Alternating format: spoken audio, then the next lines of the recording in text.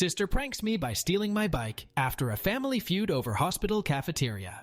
When my sister found out I was eating at the hospital cafeteria, she went off on me over how that food is just for people who are at the hospital because they need to be. We ended up in a big argument about it, in which I told her it wasn't like I was taking food from the mouths of patients. Then she went to our parents to get them on her side like always, and they immediately sided with her just like I thought they would. They backed her up on how the hospital cafeteria was not a place to go eating casually, and we had a big argument. They spent days hounding me and telling me I was wrong, and demanding I stop. And here I learned that not only was I not doing anything wrong, but it's a very common thing for people to go eat at hospital cafeterias just because they like it. I hoped the situation would just fade away, but a few days later, my sister called me asking if I had stopped eating at the hospital. I said no. And then it started all over again. My parents then called me fuming and acting like I was supposed to stop going because they said so. I reminded them that I don't live under their roof anymore, and this is exactly the kind of reason why I moved out. They take my sister's side in almost everything. They huffed and puffed about it. This time, the fight didn't stay at home, though. Other relatives found out because my sister tried to broaden her support. She was so dead set on enforcing her will upon me that she went looking for help from other relatives. But our parents were the only ones on her side, and my uncle personally admonished my parents and her over the phone for it once I told him what actually happened. He told them they were only siding with my sister because she's their favorite, and they're terrible parents for ever playing favorites to begin with. Then, cousin went to eat with me at that hospital cafeteria and said he'd like to go there once a week too, as he also works nearby and bicycles everywhere. We've run into each other at lunch there once already since then. He was actually rather pleased to find out the food was made healthier than most other places. He's a bit of a picky eater, so this place is kinda like his new lunch hangout. And my sister got even angrier after finding out there were other people in the family eating at the hospital now too. Once outed, my parents backed down due to embarrassment. They apologized to me and gave me some malarkey that they honestly thought eating at a hospital was weird, and that they felt like they just needed to defend my sister. I told them they'd been placating my sister for so long that it's all they do whenever she starts something with anyone.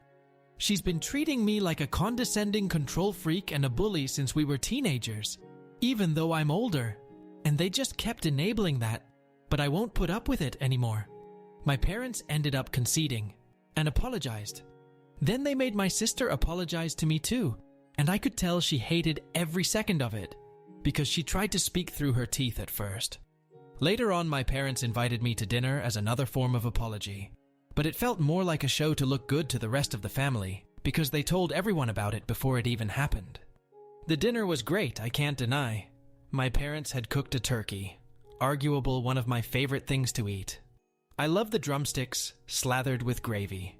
Yeah, I'm kinda a pig when I eat them, but I can't help it. My sister always thought it hilarious, and was one of the few things I didn't mind her laughing about, so I thought nothing of why she was so giggly at dinner. Later, after the family dinner, I noticed that my bike was missing. I'd parked it in the backyard out of sight, but it was just gone. I freaked out because it's my only mode of transportation. My parents did panic a bit with me, but my sister seemed just the opposite. She actually looked happy and was still giggling. I immediately suspected her, and she played innocent. She even gave the, "I can't believe you'd think I'd do something like that" line. I already knew she's extremely petty, but this was a whole new level of it for her, so I said that I was going to go over to the neighbor because I know they have cameras and they'd have seen what happened. And then I'd call the cops. My sister suddenly looked panicked, and I got mad and said I knew it was her, and demanded my bike back. She started crying and saying she didn't do anything, and our parents were immediately taking her side while scolding me for daring to accuse her. So I had enough and said I was going to the neighbors to ask to check their cameras. And then I'd be calling police. My sister finally fessed up and called me to come back. The looks on our parents' faces after they'd just defended her were priceless. My sister said she was just so angry at me for having made her apologize for something she still believed she was right about. So she planned to have a couple of her friends to come and grab my bike during dinner. She said her friends were in a minivan with it just down the street. She then started saying that I couldn't call police on her anyway, because I'm her big brother. Our parents backed that up too, but I pulled out my phone and started marching outside again. They ran after me with my sister, begging and crying for me to stop. I called her a brat. And then I told my parents I couldn't believe they were still defending her when she was acting this way. Our parents finally hit their enabling limit with her and told her to make her friends bring my bike back immediately. She got on her phone while sniffling and called her friends up. But then she suddenly ran into her room to talk to them. I couldn't hear a thing she said through the door because it was all in whispers, and our parents looked very worried too. My sister would never have willingly admitted she had my bike stolen. She just kept sobbing that it was only a prank over and over again, and she also kept using the excuse that it's just a cheap bike anyway. I bought it used some months ago for $50, but it's in great shape, and it's my main mode of transportation. My sister kept looking at our parents to back her up, and that time they just couldn't. So she just slumped down in a chair, hugging her knees and waiting with the rest of us. My sister looked increasingly freaked out the longer her friends took to bring my bike back, and was repeatedly texting them. Even though my sister said her friends were just down the street, it took them roughly an hour to bring my bike back. They finally pulled up in the minivan with my bike shoved in the back, and it was completely soaked and all muddy, like it had just been pulled out of a wet, muddy ditch. The bike is a 700C, so it's too tall for either of them to ride. So they just drove right up and stole the bike by dragging it into the van as fast as they could before taking off. I say they stole it because I was almost certain in the moment my sister had told them to dispose of my bike.